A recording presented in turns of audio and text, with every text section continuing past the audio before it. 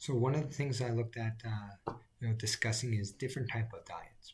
One of the things that all diets have in common is that they restrict something. So certain diets restrict nutrients. For example, like a keto diet will restrict carbohydrates. A low-fat diet obviously restricts all different types of fats to a certain percentage. Intermittent fasting restricts the window of the time you can eat. So if you're 16 and 8, you got 16 hours of fasting, 8 hours of feeding. If you're OMAD, it is just an acronym for one meal a day, which means you sit down and eat one meal. So they're restricting your times. If you're counting your calories, they're restricting your calories. If you're doing if it fits your macros, they're restricting the macros that you design into your program. So you basically choose the macros that you're restricting. Everything that will work diet wise is restricting something. Because at some point in time, you have to eat less than your body requires, which means something has to be restricted. So, what one will work for you is a toin cost.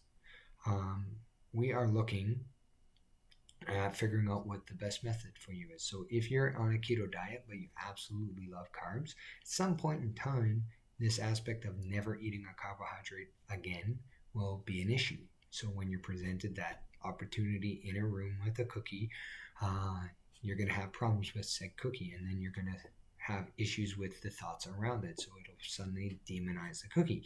Vice versa, if you are low fat and you see ice cream or you see an avocado, suddenly avocados are terrible for you because they're high fat. So we want to make sure that you have a good relationship with whatever method that you choose, that you don't demonize the food that you're restricting. Understand that there is no such thing as a bad nutrient. You're just restricting something to make sure that your calories stay down. If it's intermittent fasting, you're restricting that time period. You can still binge and gorge within 8 hours. You could still binge and gorge within one meal if it's the wrong type of foods and over consume the amount. So we want to have that better relationship with food. How you enter the diet is strictly to get the results, and don't, I guess, form some sort of,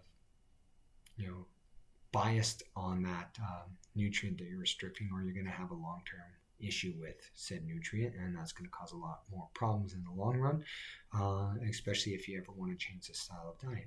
I've done many different types, and I understand there's no such thing as a bad nutrient, that certain times certain ones will work better for me, just because that's kind of the headspace that I'm in during that time.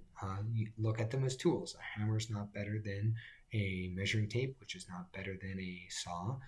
Each one of them has a place in your tool bag. So find the right tool for the job and then stick to it.